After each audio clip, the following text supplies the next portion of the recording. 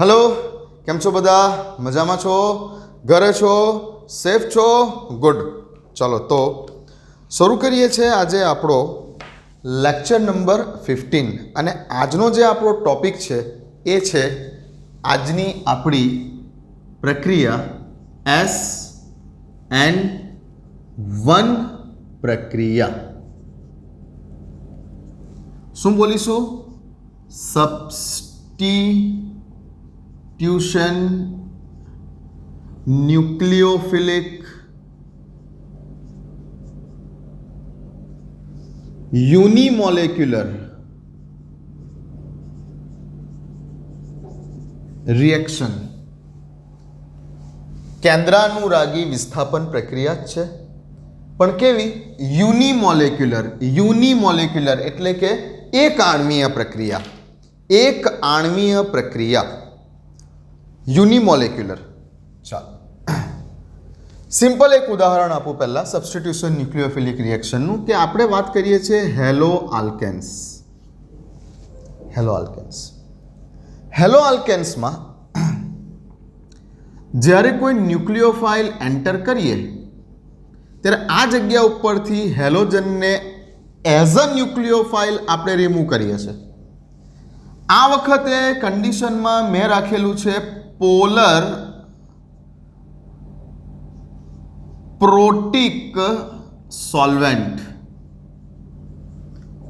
Protic solvent like H2O છે કે alcohol છે કે એસિટિક એસિડ છે, પ્રોટોન દાતા દ્રાવકો કે જેની પાસે H+ છે તેવું સોલ્વેન્ટ।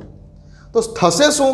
અહીંયાથી X- એઝ અ ન્યુક્લિયોફાઇલ દૂર થશે અને આ જે કોઈ પણ નવો ન્યુક્લિયોફાઇલ હશે તે અંદર આવી જશે। તો આ થઈ ગયું R ની સાથે કોઈ ન્યુક્લિયોફાઇલ એટેચ થઈ ગયો અને જે હેલોજન હતો તે ન્યુક્લિયોફાઇલના ફોર્મમાં દૂર થઈ ગયો। તો આ પ્રક્રિયા થઈ ગઈ તમારી SN1 પ્રક્રિયા। કેવી રીતે ઓળખ્યું? પહેલા તો સિમ્પલ ગઈકાલે જે આપણે વાત કરેલી તેમાં પણ મેં કંઈક આવું લખેલું હતું અને અહીંયા લખ્યું છે સપોઝ કે પોલર એપ્રોટિક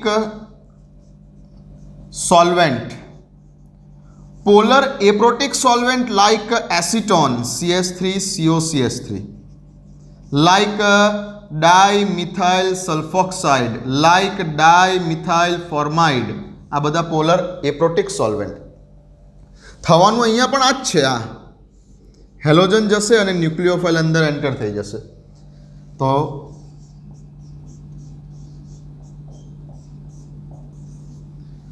આ બંને પ્રક્રિયા લખી। હવે હું તમને પૂછું કે આ બંને પ્રક્રિયામાં કઈ ક્રિયાવિધિ SN1 મુજબ થશે અને કઈ ક્રિયાવિધિ SN2 મુજબ થશે? તો પહેલા તો ખાલી તમારે સોલ્વેન્ટને જોવાનું છે। જો અહીંયા બીજું કંઈ નથી લખેલું, આવા જ બે સમીકરણ લખેલા છે અને એવું પૂછું છું કે બેમાંથી કઈ પ્રક્રિયા SN1 માર્ગને અનુસરશે અને બેમાંથી કઈ પ્રક્રિયા SN2 માર્ગને અનુસરશે। તો આ જગ્યા ઉપર માત્ર સોલ્વન્ટ જોઈને હું એવું કહીશ કે આ પ્રક્રિયા જે છે આપણી, આ પ્રક્રિયા તમારી SN1 માર્ગને અનુસરશે અને આ પ્રક્રિયા તમારી SN2 માર્ગને અનુસરશે।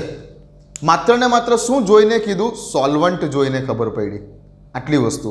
તો સોલ્વન્ટનો શું રોલ છે તેની પણ વાત કરીશું, પણ પહેલાં તો માત્ર સોલ્વન્ટ જોઈને આપણે આટલો આઈડિયા લગાવી શકીએ છીએ કે કઈ ક્રિયાવિધિ હશે। જ્યારે ઓળખવાની આવે ઓપ્શનમાં ત્યારે જો પોલર પ્રોટિક સોલ્વન્ટ હોય, પ્રોટિકનો સ્પેલિંગ સાહેબે ખોટો લખી દીધો, પોલર પ્રોટિક સોલ્વન્ટ હોય તો SN1 ક્રિયાવિધિ મુજબ, અને પોલર એપ્રોટિક સોલ્વન્ટ હોય જેવા કે આ બધા તો SN2 ક્રિયાવિધિ મુજબ। ક્લિયર? SN2 તો આપણે ગઈકાલે સમજી ગયા, આજે આપણે SN1 પર ફોકસ કરવાનો છે। ચાલો તો એક સમીકરણ આપીશ અને પછી તમને આની ક્રિયાવિધિ સમજાવીશ અને ત્યારબાદ આ SN1 પ્રક્રિયા ઉપર અસર કરતા પરિબળો સમજાવીશ। ઓકે, તો એક સમીકરણ આપીને આ પ્રક્રિયાને સમજાવું છું।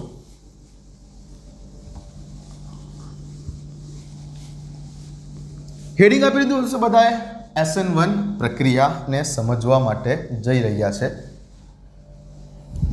ચાલો જઈએ આગળ।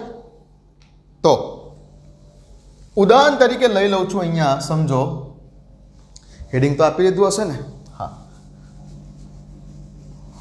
સમજવા જઈએ આપણે CH3 3 ટાઈમ્સ C અને Cl આવું કંઈક લખેલું છે. એકચ્યુઅલ સ્ટ્રક્ચર આવું થયું CH3 Cl અથવા સમજો કે આ CH3 અને Cl 2 મિથાઇલ 2 ક્લોરો પ્રોપેન શોર્ટમાં લખ્યું આ રીતે ની પ્રક્રિયા કોઈ પણ ન્યુક્લિયોફાઇલ લઈએ સપોઝ કે મારે આની અંદર OH માઇનસને એન્ટર કરવો છે તો શું લઈ લઉં KOH લઈ લઉં હા KOH એટલે આમાંથી જનરેટ થશે OH માઇનસ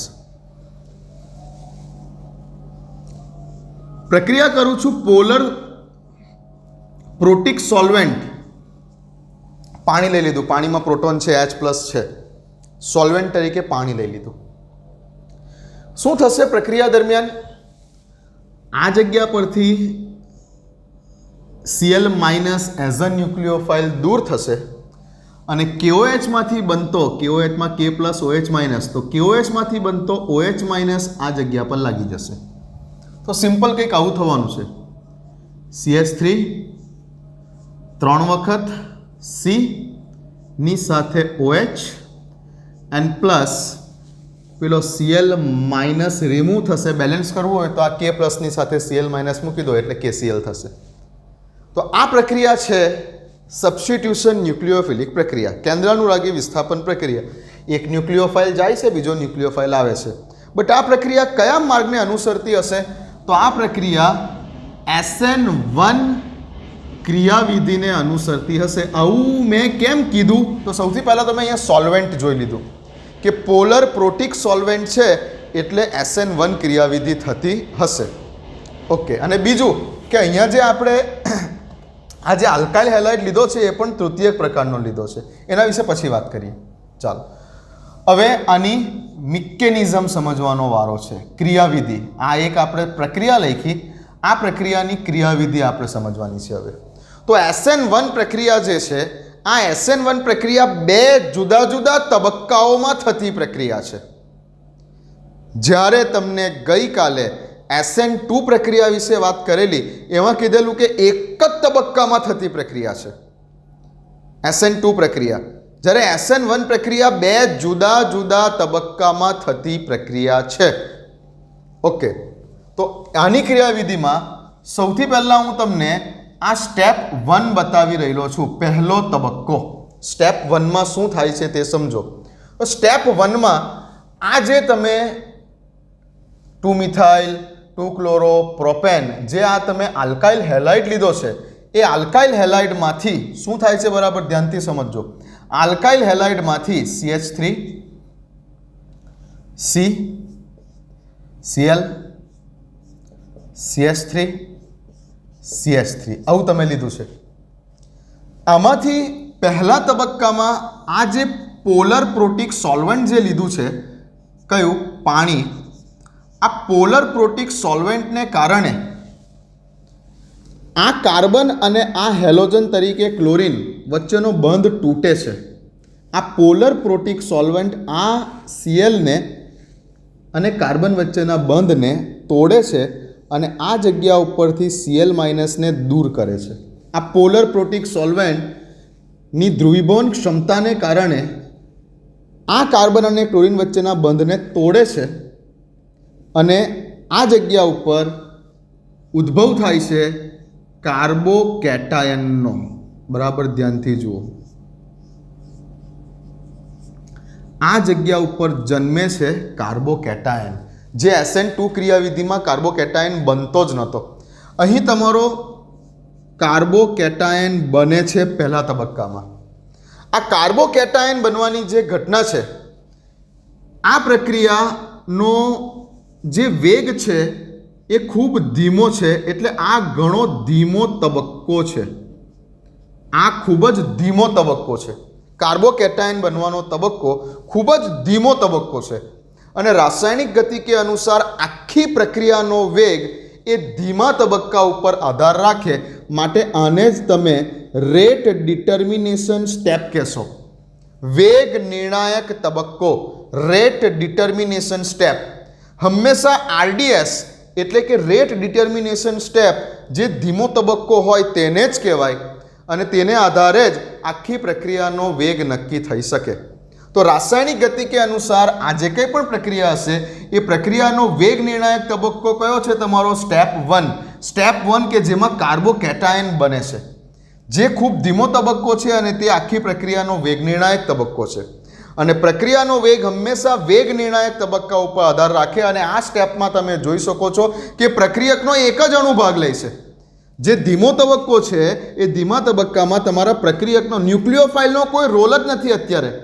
અત્યારે જે ન્યુક્લિયોફાઇલ છે એ અત્યાર સુધી પિક્ચરમાં આવ્યો જ નથી, એ તો સેકન્ડ સ્ટેપમાં આવશે પિક્ચરમાં. તો અત્યાર સુધી જે છે તે માત્ર ને માત્ર આપણો આ પ્રક્રિયક જ પ્રક્રિયામાં ભાગ લઈ રહેલો છે ધીમા તબક્કા દરમિયાન કાર્બોકેટાયન બનાવે છે ત્યારે. તો આખી પ્રક્રિયાનો વેગ માત્ર ને માત્ર આપણા આલ્કાઇલ હેલાઇડની કન્સન્ટ્રેશન ઉપર જ આધાર રાખશે. માટે તેને આ પ્રક્રિયાને એક આણ્વીય પ્રક્રિયા કીધેલી છે. આખી પ્રક્રિયાનો વેગ આ માત્ર એક જ પ્રક્રિયકની સાંદ્રતા ઉપર આધાર રાખશે, માટે તેને એક આણ્વીય પ્રક્રિયા કહે છે. અને રાસાયણિક ગતિકી અનુસાર પ્રક્રિયાના ધીમા તબક્કામાં એક જ પ્રક્રિયક ભાગ લેતો હોવાને કારણે તેને પ્રથમ ક્રમની પ્રક્રિયા પણ કહેવામાં આવે છે. જ્યારે SN2માં કેવું હતું તમે યાદ કરો ગયો લેક્ચર, એના ધીમા તબક્કા એટલે કે વેગ નિર્ણાયક તબક્કામાં બંને પ્રક્રિયકો પેરેલલી ભાગ લેતા હતા. આલ્કાઇલ હેલાઇડ અને ન્યુક્લિયોફાઇલ બંને એક સાથે ભાગ લેતા હતા, કેમ કે એ તો એક જ તબક્કામાં પૂરી થતી પ્રક્રિયા હતી. તો બંને પ્રક્રિયકો એક સાથે ભાગ લેતા હતા, માટે તેને દ્વિઆણ્વીય પ્રક્રિયા કીધેલી. આના વેગ નિર્ણાયક તબક્કામાં રેટ ડિટર્મિનેશન સ્ટેપમાં કે જે ધીમો તબક્કો છે જેમાં માત્ર એક જ પ્રક્રિયક ભાગ લે છે, તો માટે તેને એકાણ્વીય પ્રક્રિયા કીધેલી છે અને જેથી તે પ્રથમ ક્રમની પ્રક્રિયા પણ છે. ઓકે, તો કાર્બોકેટાયન તો બની ગયો સ્ટેપ 1માં. હવે સ્ટેપ 2. સ્ટેપ 2 હવે ધ્યાન આપજો. કાર્બોકેટાયન જ્યારે પણ કાર્બોકેટાયન બને છે, આ કાર્બોકેટાયન પ્લેનર સ્પીસીસ છે. કાર્બોકેટાયન કેવી સ્પીસીસ છે? પ્લેનર સ્પીસીસ છે, સમતલીય છે, પ્લેનર સ્પીસીસ છે. કાર્બોકેટાયન પ્લેનર સ્પીસીસ છે. સમજો કે પ્લેનર એટલે એક કાગળ છે તમારી પાસે, એક કાગળ છે તમારી પાસે, પ્લેનર સ્પીસીસ છે, એક જ પ્લેનમાં આવેલી આ એક પ્લેનર સ્પીસીસ છે. Carbocation is a planar species. આ કાર્બોકેટાયન આ એક જ પ્લેનમાં આવેલી, સ્ટીરિયો કેમિસ્ટ્રીની દ્રષ્ટિએ એક પેજ ઉપર આ એક પેજ ઉપર આ આખો કાર્બોકેટાયન સમાઈ ગયેલો પ્લેનર સ્પીસીસ છે. એવું નથી કે સમતલની આગળ છે કે સમતલની પાછળ છે કોઈ એક ઘટક, એવું નથી. પ્લેનર સ્પીસીસ છે કાર્બોકેટાયન, બરાબર છે? હા. તો પ્લેનર સ્પીસીસ છે તેને કંઈક આ રીતે લખું. સ્ટેપ 2 પ્લેનર સ્પીસીસ, કાર્બોકેટાયન ઉપર એક મિથાઇલ સમૂહ, બીજો આ એક મિથાઇલ સમૂહ, બીજો આ એક મિથાઇલ સમૂહ, અને આ તમારો છે કાર્બોકેટાયન. સેકન્ડ સ્ટેપની અંદર જે આ કાર્બોકેટાયન બની રહેલો છે, આ કાર્બોકેટાયન જે બન્યો આપણો પહેલા તબક્કામાં, જે સેકન્ડ સ્ટેપ દરમિયાન આ બનતા કાર્બોકેટાયનની ઉપર હવે પેલો ન્યુક્લિયોફાઇલ તરીકે આપણે શું વાપરેલું છે? KOH, તો OH માઇનસ હશે ન્યુક્લિયોફાઇલ. સેકન્ડ સ્ટેપમાં હવે આ ન્યુક્લિયોફાઇલ આ કાર્બોકેટાયન ઉપર એટેક કરે છે. આ ન્યુક્લિયોફાઇલ OH માઇનસ આ કાર્બોકેટાયન ઉપર એટેક કરે છે, પણ હવે આ OH માઇનસ પાસે, અને આ તબક્કો કેવો છે? ખૂબ જ ઝડપી તબક્કો છે, ફાસ્ટ છે. ને પ્રક્રિયાનો વેગ હંમેશા કોણ નક્કી કરે? રાસાયણિક ગતિકી અનુસાર ધીમો તબક્કો. આ તો એકદમ ફાસ્ટ એટેક કરશે. ધીમો તબક્કો હંમેશા પ્રક્રિયાનો વેગ નક્કી કરે, તો આ તો ફાસ્ટ છે તબક્કો. હવે આ OH માઇનસ આ કાર્બોકેટાયનની બંને બાજુએથી એટેક કરી શકશે. બરાબર, ધ્યાનથી શાંતિથી સમજો મારા એક શબ્દોને. આ ન્યુક્લિયોફાઇલ આ કાર્બોકેટાયન ઉપર બંને બાજુએથી એટેક કરી શકશે. એટલે જો આ OH માઇનસ ધારે તો બેક એટેક પણ કરી શકે છે, અને જો આ OH માઇનસ ધારે તો ફ્રન્ટ એટેક પણ કરી શકે છે. તો આ જગ્યા ઉપર બે પોસિબિલિટી છે. એક તો OH માઇનસનો એટેક પાછળથી બતાવવાનો, અને એક તો OH માઇનસનો એટેક આગળથી બતાવવાનો. જો OH માઇનસ પાછળથી એટેક કરશે તો કેવી નિપજ બનશે? ધ્યાન આપો.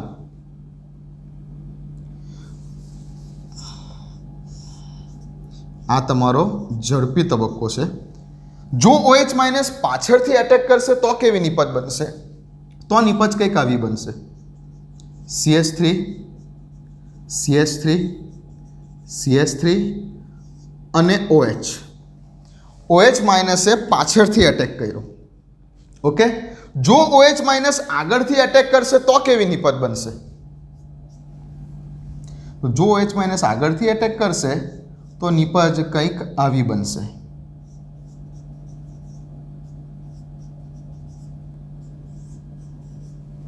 તો આને શું થયું કહેવાય સ્ટીરિયો કેમિસ્ટ્રીની દ્રષ્ટિએ, અને આને શું થયું કહેવાય સ્ટીરિયો કેમિસ્ટ્રીની દ્રષ્ટિએ? આને થયું કહેવાય સ્ટીરિયો કેમિસ્ટ્રીની દ્રષ્ટિએ ઇન્વર્ઝન, અને આને થયું કહેવાય સ્ટીરિયો કેમિસ્ટ્રીની દ્રષ્ટિએ રિટેન્શન. સમજો છો ને? મેં તમને ઇન્વર્ઝન અને રિટેન્શન લાસ્ટ લેક્ચરમાં બતાવેલા હતા. તો આ ઇન્વર્ઝન થયું, આ રિટેન્શન થયું. ફરી એકવાર ઇન્વર્ઝન અને રિટેન્શનને સમજાવી દઉં. ચાલો ધ્યાન આપો. મેં કીધું તે પ્રમાણે કે પહેલા તબક્કામાં તો કાર્બોકેટાયન બન્યો. હવે જો મૂળ પ્રક્રિયકમાં પહેલાં તો આ જોઈ લો કે મૂળ પ્રક્રિયકમાં આપણો જે મૂળ પ્રક્રિયક હતો તેમાં આ ક્લોરીનને કઈ બાજુ બતાવેલો છે? જમણી બાજુએ. નવો આવનાર ન્યુક્લિયોફાઇલ કયો છે? OH minus. Cl માઇનસ નીકળી જશે અને OH માઇનસ એન્ટર થવાનો છે. તો નવો આવનારો OH માઇનસ કઈ પોઝિશન ઉપર આવે છે? તો કે જે પોઝિશન ઉપરથી Cl માઇનસ નીકળે છે એ જ પોઝિશન ઉપર OH માઇનસ એન્ટર થાય છે, તો એને થયું કહેવાય રિટેન્શન. તેને પોતાની પોઝિશન રિટેન કરી, જ્યાંથી Cl માઇનસ ગયો ત્યાં જ OH માઇનસનું જોડાવું, તો આને થયું કહેવાય રિટેન્શન. અને ઇન્વર્ઝન એટલે શું? તો કે Cl માઇનસ જ્યાંથી નીકળ્યો તેની ઓપોઝિટ સાઇન ઉપર, તેની ઓપોઝિટ જગ્યા ઉપર, એટલે કે Cl માઇનસ સમજો અત્યારે કે Cl માઇનસ જમણી બાજુથી નીકળ્યો તો તેની ઓપોઝિટ જગ્યા ઉપર એટલે કે ડાબી બાજુ પર OH માઇનસનું જોડાવું, તો આને થયું કહેવાય ઇન્વર્ઝન. આ સીધી ભાષામાં. ઓકે, હવે કાર્બોકેટાયન મેં કીધું તે પ્રમાણે કે કાર્બોકેટાયન કેવી સ્પીસીસ છે? તો કે કાર્બોકેટાયન જે છે એ તમારી પ્લેનર સ્પીસીસ છે. તો જ્યારે આપણા પ્રક્રિયકમાંથી Cl માઇનસ દૂર થયો અને કાર્બોકેટાયન બન્યો ત્યારે કાર્બોકેટાયન કંઈક પ્લેનર સ્પીસીસ આ રીતે બની ગયો. કંઈક પ્લેનર સ્પીસીસ આ રીતે બની ગયો. બરાબર, આ કાર્બોકેટાયન પ્લેનર સ્પીસીસ છે. આ પ્લેન ઉપર છે કાર્બોકેટાયન. ઓકે, સમજો, ધ્યાનથી સમજો કે આ પ્લેન ઉપર, આ કાગળ ઉપર આ કાર્બન છે, કાર્બન છે. આ કાર્બન સાથે ઉપર એક મિથાઇલ સમૂહ જોડાયો છે અને નીચે બીજા બે મિથાઇલ સમૂહ જોડાયા છે. આ તમારો કાર્બોકેટાયન છે જે પ્લેનર સ્પીસીસ છે સ્ટીરિયો કેમિસ્ટ્રીની દ્રષ્ટિએ. હવે જ્યારે કાર્બોકેટાયન બની જાય છે અને ન્યુક્લિયોફાઇલ તેના પર એટેક કરવા માટે આવે છે, તો સમજો કે આને બોલો ફ્રન્ટ અને આને બોલો બેક, આને બોલો આગલો ભાગ અને આને બોલો પાછલો ભાગ. તો આ કાર્બોકેટાયન ઉપર OH માઇનસ, આ કાર્બોકેટાયન ઉપર OH માઇનસ જો પાછળથી એટેક કરશે એટલે કે બેક એટેક કરશે તો શું થશે? જો અહીંયાથી એટેક થશે, જો બેક એટેક કરશે તો આ કાગળ આમ વળી જશે, આમ. એટલે આ CH3, આ CH3 અને આ CH3 આમ વળી જવાના. આમથી એટેક કરશે તો, પાછળથી એટેક કરશે તો. સપોઝ કે આ બેક ભાગ છે અને જો પાછળથી એટેક કરશે તો આ ત્રણે ત્રણ CH3 આમ વળી જવાના છે. CH3 CH3 CH3. ઓકે, આ કયો ભાગ છે? પાછળનો ભાગ છે એવું સમજો. કયો ભાગ છે? આ કાગળનો પાછળનો ભાગ છે. આ કાર્બોકેટાયન છે, આમ કરી દીધું કાગળ એટલે આ પાછળનો ભાગ છે. અને આ એવું સમજો કે આગળનો ભાગ છે. તો આ કાર્બોકેટાયન પ્લેનર સ્પીસીસ છે. કાગળને આમ કરું છું તો આ પાછળનો ભાગ છે. OH માઇનસ પાછળથી બેક એટેક કરશે તો આ આમ વળી જશે એટલે CH3 CH3 CH3 આમ ચાલ્યા જવાના. ઓકે, જો કાર્બોકેટાયનને ફ્રન્ટ એટેક કરશે, આમથી એટેક કરશે તો આ કાગળ આમ વળી જશે. આમથી એટેક થશે તો આ કાગળ આમ વળી જશે. એટલે CH3 CH3 CH3 આ બાજુ રહેવાના. OH માઇનસનો એટેક આમથી થશે તો CH3 CH3 CH3 ને આ બાજુ પર રાખ્યા. સમજો છો? પ્લેનર સ્પીસીસ છે કાર્બોકેટાયન. આમ લખી દીધું, આમ બતાવી દીધું. આ પાછળનો ભાગ, આગળનો ભાગ. પાછળના ભાગેથી એટેક થશે તો ત્રણે ત્રણ CH3 આમ વળી જવાના એટલે 3 CH3 આ બાજુ રહેવાના. ઓકે, આગળથી એટેક થશે 3 CH3 આમ વળી જવાના, એટલે આ બાજુ રહેવાના. ક્લિયર? ઓકે. તો જો Cl માઇનસ જે પોઝિશન પરથી નીકળે છે એ જ કન્ડિશનમાં એ જ પોઝિશન ઉપર OH માઇનસનો એટેક થાય છે, એટલે કે Cl માઇનસ જમણી બાજુએ છે અત્યારે અને OH માઇનસ પણ જમણી બાજુએ જ આવીને જોડાઈ જાય છે, તો એવું કહેવાય કે તેને પોતાની પોઝિશન રિટેન કરી છે, માટે રિટેન્શન થયું કહેવાય. ઓકે. અને જો OH માઇનસ કાર્બોકેટાયનની ઓપોઝિટ સાઈડ ઉપરથી એટેક કરે, પાછળથી એટેક કરે, તો ઇન્વર્ઝન થયું કહેવાય, એમ કહેવાય. કહેવાનો અર્થ એટલો છે કે જ્યારે પણ પ્રક્રિયા SN1 ક્રિયાવિધિ મુજબ થતી હશે, SN1 ક્રિયાવિધિ મુજબ પ્રક્રિયા થતી હશે, ત્યારે બંને પોસિબિલિટી છે. કઈ બંને પોસિબિલિટી છે? રિટેન્શન પણ થઈ શકે છે, નિપજમાં મળતી નિપજમાં રિટેન્શન પણ થઈ શકે છે અને મળતી નિપજમાં ઇન્વર્ઝન પણ થઈ શકે છે. તો એક મળી ઇન્વર્ઝનવાળી નિપજ અને બીજી મળી રિટેન્શનવાળી નિપજ. પણ પછી કોઈ એવું પૂછે કે પાછી આ બંને નિપજમાં મુખ્ય નિપજ કઈ? આ બંને નિપજમાં મુખ્ય નિપજ કઈ? તો રિટેન્શનવાળી નિપજ અને ઇન્વર્ઝનવાળી નિપજ બંને નિપજ મળે, પણ મળતી નિપજમાં યાદ રાખજો કે હંમેશા મુખ્ય નિપજ કઈ હોય છે? ઇન્વર્ઝનવાળી નિપજ. મુખ્ય નિપજ ઇન્વર્ઝનવાળી નિપજ. રિટેન્શનવાળી નિપજ મળશે ખરી, પણ ઇન્વર્ઝનવાળી નિપજ મળશે એના કરતાં ઓછા પ્રમાણમાં મળશે. તો ઇન્વર્ઝનવાળી નિપજ એ મુખ્ય નિપજ હોય. ક્લિયર આટલી વાત? ઓકે. એનું પણ કારણ છે ભાઈ કે કેમ ઇન્વર્ઝનવાળી નિપજ મુખ્ય નિપજ છે, પણ એટલું બધું ડિટેલમાં નથી જવું સ્ટીરિયો કેમેસ્ટ્રીમાં. ટુ ધ પોઈન્ટ કે ઇન્વર્ઝનવાળી નિપજ મુખ્ય નિપજ છે. આવી બધી વાતો બુકમાં નહીં જોવા મળે. ઓકે, સ્ટીરિયો કેમેસ્ટ્રીમાં બહુ ડિટેલમાં નથી લઈ જતો, પણ યાદ રાખો આટલું કે SN1 પ્રક્રિયા દરમિયાન તો બંને નિપજ મળશે, રિટેન્શનવાળી, ઇન્વર્ઝનવાળી. જે પૈકી જે ઇન્વર્ઝનવાળી નિપજ હશે ને તે તમારી મુખ્ય નિપજ છે. ઓકે, લખી લો આટલું પહેલાં તો ક્રિયાવિધિના સ્ટેપ 1, સ્ટેપ 2. પહેલા તબક્કામાં શું બનતું હોય છે? કાર્બોકેટાયન.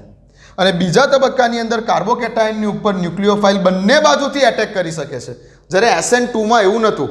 SN2માં શું હતું કે એક બાજુથી ન્યુક્લિયોફાઇલ એટેક કરતો હતો અને બીજી બાજુથી હેલાઇડને એટલે કે હેલોજન પરમાણુને X માઇનસને દૂર કરતો હતો.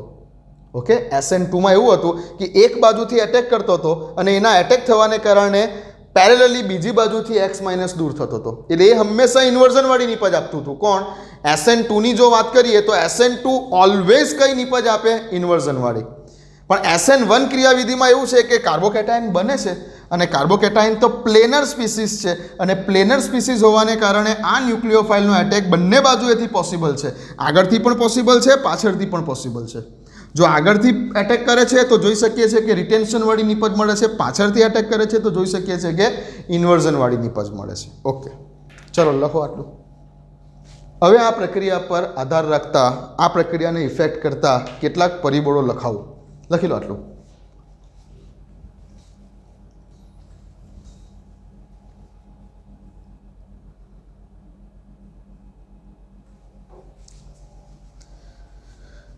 ચાલો, હવે આપો હેડિંગ કે ભાઈ SN1 ક્રિયાવિધિને અસર કરતા પરિબળો.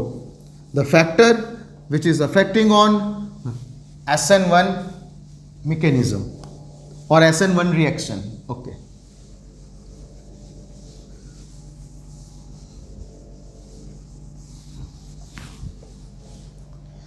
ચાલો શરૂ કરીએ. SN1 ને ઇફેક્ટ કરતા પરિબળો, જેમાં પહેલું પરિબળ છે, જેવી રીતે આપણે SN2માં લખ્યા છે પરિબળો, તે જ રીતે આપણે 4-5 પરિબળો SN1 માટે લખીએ. તો પહેલું ફેક્ટર છે કે RX, આલ્કાઇલ હેલાઇડની પ્રકૃતિ. આલ્કાઇલ હેલાઇડની પ્રકૃતિ. એ જ મેથડથી સમજાવું છું કે જે મેથડથી તમને SN2 સમજાવેલું છે. ચાલો, હું તમને એવું પૂછું છું કે નીચેના પૈકી કોણ SN1 પ્રક્રિયા સરળતાથી કરશે અથવા ઝડપથી કરશે અથવા સરળતાથી કરશે? तो ऑप्शन आपेला छे CH3Cl, B CH3CH2Cl, C CH3CCl અને D CH3CCH3CH3Cl. આ ઓપ્શન આપેલા છે. ચાલો, તો નીચેના પૈકી કોણ SN1 પ્રક્રિયા સરળતાથી કરશે? તો ધ્યાન આપો. શું કરું છું? બધા પાસેથી હેલોજન લઈ લઉં. આ હેલોજન લઈ લીધો. ધારો કે હેલોજન લઈ લીધો તો આ મિથાઇલ કાર્બોકેટાયન બન્યો. અહીંયાથી હેલોજન લઈ લીધો તો આ ઇથાઇલ કાર્બોકેટાયન બન્યો, મીન્સ આ પ્રાથમિક કાર્બોકેટાયન બન્યો. અહીંયાથી હેલોજન કાઢી નાખું, આ બની ગયો દ્વિતીયક કાર્બોકેટાયન. અહીંયાથી હેલોજન કાઢી નાખું, આ બની ગયો તૃતીયક કાર્બોકેટાયન. ક્લિયર? અને આ મિથાઇલ કાર્બોકેટાયન. હવે કાર્બોકેટાયનની સ્થિરતાનો ક્રમ, કાર્બોકેટાયનની સ્થિરતાનો ક્રમ શું છે ભાઈ? કાર્બોકેટાયનની સ્ટેબિલિટીનો ક્રમ શું છે? તો કે ભાઈ તૃતીયક કાર્બોકેટાયન હોય તો તે સૌથી વધારે સ્ટેબલ કહેવાય.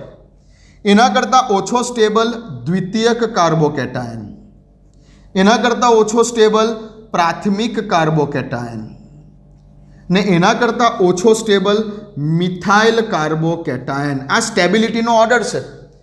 એમ તો ઘણો મોટો ઓર્ડર છે. આલ્કોહોલ, ફિનોલ, ઇથર ચેપ્ટરમાં તમને મેં ઘણા બધા કાર્બોકેટાયનના આખો એક ક્રમ લખાવેલો છે સ્ટેબિલિટી ઓર્ડરનો. ફરીથી આ વખતે પણ લખાવી દઈશ. પહેલાં આટલું સમજો કે કાર્બોકેટાયનની સ્થિરતાનો ક્રમ આ છે.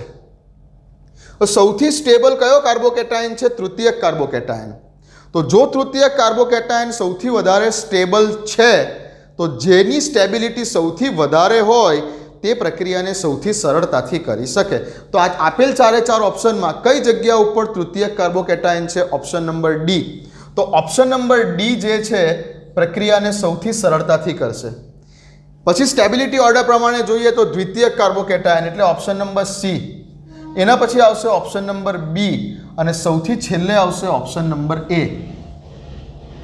ઓકે, તો જે આપણી આ SN1 પ્રક્રિયા છે એ SN1 પ્રક્રિયાનો જે વેગ છે એ એકચ્યુઅલી કોના પર ઇફેક્ટ કરે છે? કાર્બોકેટાયનની સ્ટેબિલિટી ઉપર. જ્યારે SN2માં શું હતું? SN2માં સ્ટીયરિક હિન્ડ્રન્સ હતો, અવકાશીય અવરોધક અસર હતી, અને અવકાશીય અવરોધક અસરના વ્યસ્ત પ્રમાણમાં હતો SN2 પ્રક્રિયાનો વેગ. ચલો, તો પહેલાં તો આ જોઈ લો. ક્લિયર થઈ ગઈ વાત? હા. હવે આ જ વસ્તુ તમને એવું પૂછ્યું હોતે કે આ જ સવાલ આ જ છે ને એવું પૂછ્યું હોતે કે SN2 પ્રક્રિયા થવા માટેનો સરળતાનો ક્રમ જણાવો. SN2 પ્રક્રિયા થવા માટેનો સરળતાનો ક્રમ જણાવો. તો SN2 પ્રક્રિયામાં પહેલાં તો યાદ રાખજો કે SN2 પ્રક્રિયાની ક્રિયાવિધિમાં કાર્બોકેટાયન બનતો નથી. કાર્બોકેટાયન SN2માં બનતો નથી. હવે SN2માં કાર્બોકેટાયન બનતો જ નથી તો કાર્બોકેટાયનની સ્ટેબિલિટી જોવાનો કોઈ મતલબ જ નથી.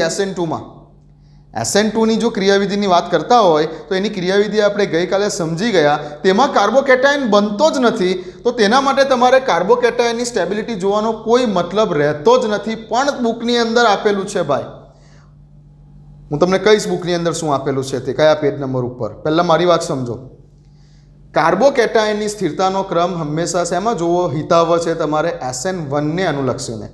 SN2ની પ્રક્રિયાની જો વાત કરીએ તો એમાં કાર્બોકેટાયન બનતો જ નથી. એમાં તો શું જોવાનું છે? સ્ટેરિક હિન્ડ્રન્સ, કે એમાં જે ન્યુક્લિયોફાઇલ એટેક કરે છે એ ન્યુક્લિયોફાઇલ જ્યારે એટેક કરવા માટે આવશે ત્યારે આ પ્લસ ચાર્જ, મતલબમાં આની સાથે જે કંઈ પણ હેલોજન જોડાયું હશે તેની ઓપોઝિટ સાઇડથી જ્યારે એટેક કરવા માટે આવશે તો અહીંયા ટ્રાફિક વધારે છે. CH3 ટ્રાફિક વધારે છે. ટ્રાફિક વધારે હોવાને કારણે અહીં તેનો એટેક નબળો પડી જશે. આ જગ્યા પર પણ ટ્રાફિક છે પણ આના કરતાં ઓછો ટ્રાફિક છે એટલે આની કરતાં આની ઉપર એટેક ઇઝી બનશે. પ્રક્રિયા ફાસ્ટ થશે આના કરતાં આની. અહીંયા ઓછો ટ્રાફિક છે આના કરતાં પણ, તો આના કરતાં આની પ્રક્રિયા વધારે ફાસ્ટ થશે. અને મિથાઇલ વખતે તો કોઈ ટ્રાફિક જ નથી, માત્ર હાઇડ્રોજન જ છે, જેથી આ સૌથી સરળતાથી કરશે. કઈ પ્રક્રિયા? SN2. તો કદાચ એવું પૂછવું હોય કે SN2 પ્રક્રિયા કોણ સરળતાથી કરે તો તમે શું જવાબ આપતે? A, B, C અને ડી આવો જવાબ આપતે જો SN2 પૂછ્યું હોતે તો, કેમ કે સ્ટીયરિક હિન્ડ્રન્સ ખૂબ ઓછો છે, કોઈ અવકાશીય અવરોધક અસર નથી. આની કરતાં આમાં અવકાશીય અવરોધક અસર વધારે છે, આની કરતાં આમાં અવકાશીય અવરોધક અસર વધારે છે, આની કરતાં આમાં અવકાશીય અવરોધક અસર વધારે છે. SN2 પ્રક્રિયા જાય છે અવકાશીય અવરોધક અસર ઉપર, જ્યારે SN1 પ્રક્રિયા જાય છે કાર્બોકેટાયનની સ્ટેબિલિટી ઉપર, કેમ કે આની ક્રિયાવિધિ અત્યારે જ જોઈ અને અત્યારે જ આપણે જોયું કે પહેલા તબક્કામાં કાર્બોકેટાયન બને છે. તો કહેવાનો અર્થ એ છે, પહેલાં તો આ સવાલ લખી દીધો, નીચેના પૈકી કોણ SN1 પ્રક્રિયા સરળતાથી કરશે? મેં તમને 4 ઓપ્શન આપેલા હતા, જવાબ આ થાય છે. શેના પરથી જવાબ આપ્યો? કાર્બોકેટાયનની સ્ટેબિલિટીના ઓર્ડર પરથી. તો પહેલા મુદ્દામાં તમારે ખાલી આટલું ધ્યાનમાં રાખવાનું છે કે RX ની પ્રકૃતિ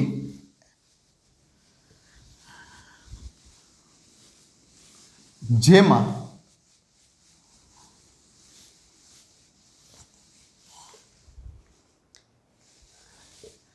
SN1 પ્રક્રિયાનો જે વેગ છે અથવા SN1 પ્રક્રિયા થવાની સરળતા છે, જે કાર્બોકેટાયનની સ્થિરતા ઉપર આધાર રાખે છે. તમે કેવા પ્રકારનો આલ્કાઇલ હેલાઇડ લીધો છે અને આ આલ્કાઇલ હેલાઇડમાંથી કેવા પ્રકારનો કાર્બોકેટાયન બને છે તેના ઉપર આખી પ્રક્રિયાનો વેગ ડિપેન્ડ કરે છે. જેમાં સૌથી વધારે સ્ટેબલ કાર્બોકેટાયન બનતો હશે તેમાં SN1 પ્રક્રિયા ઝડપથી અને સરળતાથી થતી હશે. બુકમાં કંઈક એવું લખેલું છે, તમે NCERTમાં જોશો તો બુકમાં કંઈક એવું લખેલું છે કે ભાઈ પ્રાથમિક હેલાઇડ, દ્વિતીયક હેલાઇડ, તૃતીયક હેલાઇડ. ઓકે, તો જેમ તમે પ્રાથમિક હેલાઇડ હશે એટલે આમાં પ્રાથમિક કાર્બોકેટાયન બનશે, દ્વિતીયક હેલાઇડ હશે તો આમાં દ્વિતીયક કાર્બોકેટાયન બનશે, અને તૃતીયક હેલાઇડ હશે તો આમાં તૃતીયક કાર્બોકેટાયન બનશે. તો બુકમાં એવું લખેલું છે કે જેમ તમે પ્રાથમિક હેલાઇડથી તૃતીયક હેલાઇડ તરફ જાઓ છો તેમ તેમ પ્રાથમિક હેલાઇડ કરતાં દ્વિતીયક અને દ્વિતીયક હેલાઇડ કરતાં તૃતીયક, તો જેમ તમે પ્રાથમિક હેલાઇડ તરફથી તૃતીયક હેલાઇડ તરફ જાઓ છો તેમ તેમ SN1 પ્રક્રિયા વધુ ને વધુ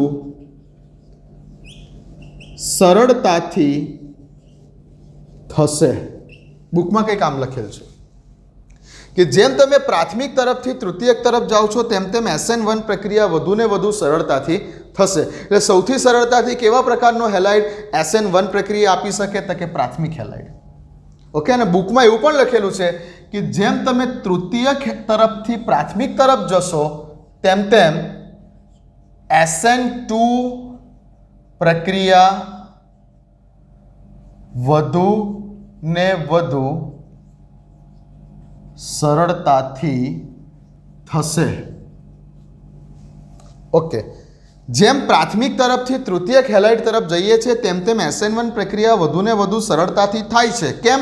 બીકોઝ ઓફ કાર્બોકેટાયનની સ્ટેબિલિટી. પ્રાથમિક કરતાં દ્વિતીયક કાર્બોકેટાયન વધારે સ્ટેબલ, દ્વિતીયક કરતાં તૃતીયક વધારે સ્ટેબલ. આ ઓકે, બટ જે આ કીધું છે ને કે તૃતીયક હેલાઇડ તરફથી દ્વિતીયક અને દ્વિતીયક તરફથી પ્રાથમિક તરફ રિવર્સ આવો તેમ તેમ SN2 પ્રક્રિયા વધુ ને વધુ સરળતાથી થાય, તેના જવાબમાં આ નથી બોલી શકતા.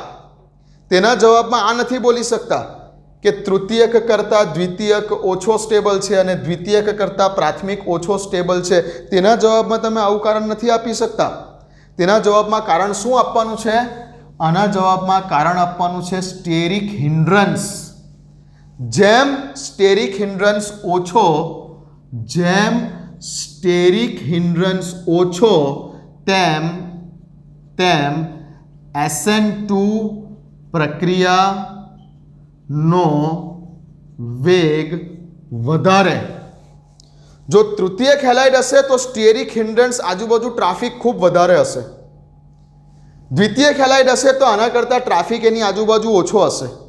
અને આની અંદર સૌથી ઓછો ટ્રાફિક હશે તો આ જગ્યા ઉપર સૌથી ઇઝીલી પ્રક્રિયા થઈ શકે કઈ SN2. જ્યાં સ્ટેરિક હિન્ડ્રન્સ ઓછો હશે, જ્યાં અવકાશીય અવરોધક અસર ઓછી હશે, જ્યાં ટ્રાફિક ઓછો હશે ત્યાં SN2 પ્રક્રિયા સ્પીડમાં થઈ શકશે. ક્લિયર? તો બુકમાં કંઈક આવું આપેલું છે.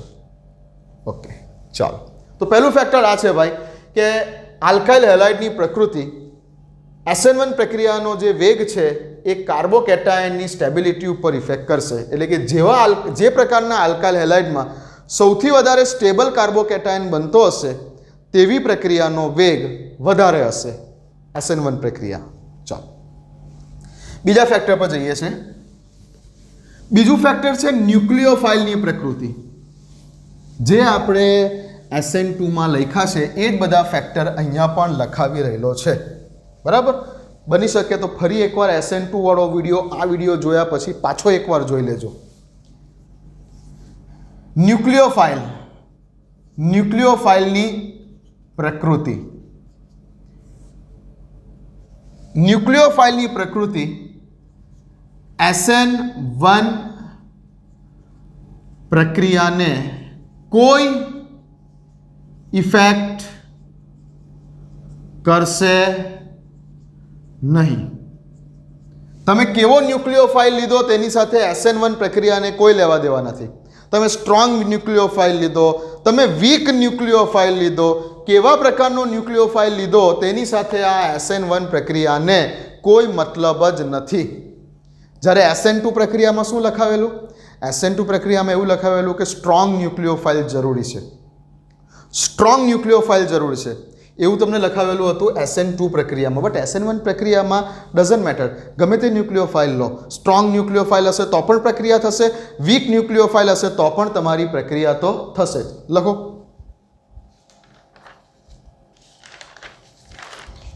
ચલો લખી લો. બુકમાં હું તમને કહું છું પેજ નંબર કયું છે, મેં તમને કીધું તે પ્રમાણે. ચલો પછી બુકની વાત પછી કરીએ. લખી લીધું આટલું? હા. Number 3, third factor. Third factor છે આપણું, તમને શું વાત કરેલી એમાં? સોલ્વેન્ટ. સોલ્વેન્ટ કયા પ્રકારનું વાપરવાનું છે ભાઈ? દ્રાવક કેવા પ્રકારનું હતું? કેટલીક વાર ખાલી સોલ્વેન્ટ જોઈને જ જવાબ આપી દેવાય કે પ્રક્રિયા SN1 પ્રમાણે થશે કે SN2 પ્રમાણે થશે. તો કે જો SN1 પ્રક્રિયાની ક્રિયાવિધિની વાત ચાલે છે એટલે કે SN1ની વાત ચાલે છે ત્યારે જે સોલ્વેન્ટ છે આપણું એ સોલ્વેન્ટ આપણે કેવું લેવાનું છે? તો સોલ્વેન્ટ SN1ના કેસમાં આપણે સોલ્વેન્ટ લેવાનું છે પોલર પ્રોટિક સોલ્વેન્ટ. ધ્રુવીય પ્રોટોન દાતા દ્રાવકો. ધ્રુવીય પ્રોટોન દાતા દ્રાવકો જેની પાસે પ્રોટોન છે, જેની પાસે H+ છે તેવું સોલ્વેન્ટ. જેવું કે લાઈક જેવા કે કયા? તો કે H2O, તેની પાસે H+ છે, OH- H+ છે. જેવો કે H2O થઈ ગયો, જેવો કે આલ્કોહોલ થઈ ગયો, જેવો કે એસિટિક એસિડ થઈ ગયો. આ બધા સોલ્વેન્ટ. એરોની ઉપર આ બધી વસ્તુ લખેલી દેખાય એટલે સમજવાનું કે પ્રક્રિયાની ક્રિયાવિધિ કઈ હશે? SN1 હશે. ઓકે. પેલામાં શું હતું? SN2માં પોલર એપ્રોટિક સોલ્વેન્ટ જેવા કે એસિટોન, ડાયમિથાઇલ સલ્ફોક્સાઇડ, ડાયમિથાઇલ ફોર્માઇડ વગેરે. તો સોલ્વેન્ટથી પણ ઓળખાણ પડે કે પ્રક્રિયા કઈ ક્રિયાવિધિ મુજબ થાય છે. નંબર 4, ટેમ્પરેચરની વાત કરેલી. એ તો મેં તમને ત્યારે પણ કીધેલું SN2 વખતે કે પ્રક્રિયા SN1 ક્રિયાવિધિને અનુસરે કે SN2 ક્રિયાવિધિને અનુસરે.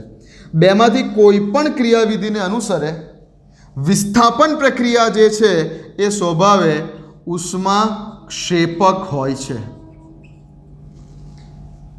કોઈ પણ વિસ્થાપન પ્રક્રિયા, સબસ્ટિટ્યુશન રિએક્શન સ્વભાવે ઉષ્માગતિશાસ્ત્રની દ્રષ્ટિએ ઉષ્માક્ષેપક છે અને ઉષ્માક્ષેપક પ્રક્રિયા માટે તાપમાનનો ઘટાડો ફાયદાકારક છે. માટે SN1 હોય કે SN2 હોય, બંને પ્રક્રિયા નીચા તાપમાને થશે. બંને પ્રક્રિયા SN1 હોય કે SN2 હોય, બંને પ્રક્રિયા માટે ટેમ્પરેચર કેવું જોઈએ? તમારે નીચું તાપમાન જોઈએ. ઠીક છે, લખી લો. લખી લીધું હશે. અને પાંચમું જે ફેક્ટર છે લાસ્ટ, એ છે આ પ્રક્રિયાની સ્ટીરિયો કેમેસ્ટ્રી. મેં તમને અત્યારે જ ઉદાહરણ આપી દીધું ક્રિયાવિધિ વખતે સ્ટીરિયો કેમેસ્ટ્રીનું. તો જ્યારે પણ SN1 ક્રિયાવિધિ મુજબ પ્રક્રિયા થતી હશે, જ્યારે પણ SN1 ક્રિયાવિધિ મુજબ પ્રક્રિયા થતી હશે, ત્યારે મળતી નિપજમાં બંને વસ્તુ જોવા મળશે. કઈ બંને વસ્તુ? તો મળતી નિપજમાં તમને રિટેન્શન પણ જોવા મળશે. હવે શું છે આ શબ્દો તમને ખ્યાલ છે. અને ઇન્વર્ઝન પણ જોવા મળશે. રિટેન્શન વાળી નિપજ પણ જોવા મળશે, ઇન્વર્ઝન વાળી નિપજ પણ જોવા મળશે. બંને પ્રકારની નિપજો જોવા મળશે. ઓકે, મેં કીધું તે પ્રમાણે આગળથી અટેક કરે, સેમ સાઇડથી અટેક કરે તો રિટેન્શન વાળી નિપજ, અને ઓપોઝિટ સાઇડથી અટેક કરે તો ઇન્વર્ઝન વાળી નિપજ. અહીંયા બંને નિપજ જોવા મળશે, રિટેન્શન વાળી પણ અને ઇન્વર્ઝન વાળી. બટ SN2માં કેવું હતું? SN2માં માત્ર ને માત્ર ઇન્વર્ઝન વાળી નિપજ જોવા મળતી હતી, જ્યારે આ કેસમાં બંને પ્રકારની નિપજો જોવા મળશે, રિટેન્શન વાળી પણ અને ઇન્વર્ઝન વાળી પણ. અને રિટેન્શન અને ઇન્વર્ઝન વાળી બંને પ્રકારની નિપજો જોવા મળે છે. તો આ રિટેન્શન અને ઇન્વર્ઝન બંને પ્રકારની નિપજો એક સાથે મળે છે, જેથી મળતી નિપજો જે છે બંનેનું મિક્સર મળે છે. કંઈક રિટેન્શન વાળી નિપજ પણ મળે છે, ઇન્વર્ઝન વાળી નિપજ પણ બને છે, બંને પ્રકારની નિપજોનું મિક્સર મળે છે. એવા મિક્સરને રેસેમિક મિક્સર તરીકે ઓળખવામાં આવે છે. રિટેન્શન અને ઇન્વર્ઝન વાળી જે બંને નિપજો મળે છે, રિટેન્શન અને ઇન્વર્ઝન વાળી જે બંને નિપજો મળે છે, એ બંને નિપજોના મિક્સરને રેસેમિક મિક્સર કહેવામાં આવે છે. મેં તમને લાસ્ટ ટાઈમ પણ કીધું છે કે આખું સ્ટીરિયો કેમેસ્ટ્રી ઉપર એક લેક્ચર અલગથી લઈશું. અત્યારે પણ જે બતાવેલી આગળ રિટેન્શન અને ઇન્વર્ઝન, એ એકચ્યુઅલી રિટેન્શન અને ઇન્વર્ઝન વાળી નિપજ છે એવું ના બોલી શકાય, કેમ કે ઇન્વર્ઝન અને રિટેન્શન વાળી નિપજ મેળવવા માટે પહેલાં તો કિરાલ કાર્બન હોવો જરૂરી છે, તો તમે આ રિટેન્શન અને ઇન્વર્ઝન વાળી વાત કરી શકો છો. શું છે આ કિરાલ કાર્બન, એની બધી વાતો છે સ્ટીરિયો કેમેસ્ટ્રીની, એક સ્પેશિયલ લેક્ચર એની પર લઈશું. પણ આટલું સમજી લો અત્યારે કે રિટેન્શન અને ઇન્વર્ઝન વાળી નિપજોનું જે મિક્સર છે, રિટેન્શન અને ઇન્વર્ઝન વાળી નિપજોનું જે મિક્સર છે, એ મિક્સરને રેસેમિક મિક્સર તરીકે ઓળખાય છે. તો SN1 પ્રક્રિયા દરમિયાન બંને પ્રકારની નિપજ પોસિબલ છે મળવી. રિટેન્શન વાળી પણ મળે છે, ઇન્વર્ઝન વાળી પણ મળે છે. કોઈ પૂછે કે રિટેન્શન વાળી અને ઇન્વર્ઝન વાળી બંને મળે છે, એમાં પાછી મુખ્ય નિપજ કઈ છે? તો ઇન્વર્ઝન વાળી નિપજ. બંને પ્રકારની નિપજમાં વધારે પ્રમાણમાં કઈ મળે છે? ઇન્વર્ઝન વાળી નિપજ. અને જે આ બંનેનું મિક્સર મળે છે, એ મિક્સરને શું બોલાય છે? રેસેમિક મિક્સર. આની આખી ડિટેલમાં વાત હજુ એક આખો કમ્પ્લીટ લેક્ચર લઈ સ્ટીરિયો કેમેસ્ટ્રી પર, ત્યારે કરીશ. ચલો પહેલાં આટલા 5 ફેક્ટર્સ લખી દો કે SN1 પ્રક્રિયા ઉપર ઇફેક્ટ કરતા કયા કયા પરિબળો છે. લખી લો.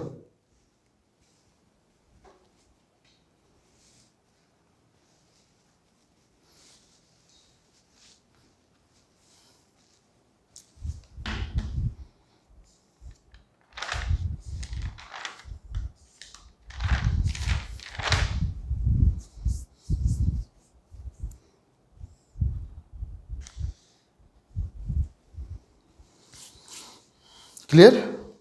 ચાલો, તો અહીં આપણે SN1 અને SN2 પ્રક્રિયાને ક્રિયાવિધિ સહિત પૂરી કરી. હવે ખાસ છે ને તમે થોડું ઓળખતા થઈ ગયા કે ભાઈ સપોઝ કે એરોની ઉપર પોલર પ્રોટિક સોલ્વેન્ટ આવે તો પ્રક્રિયા કઈ ક્રિયાવિધિને અનુસરતી હશે. એરોની ઉપર પોલર એપ્રોટિક સોલ્વેન્ટ લખેલું હોય તો પ્રક્રિયા કઈ ક્રિયાવિધિને અનુસરતી હશે.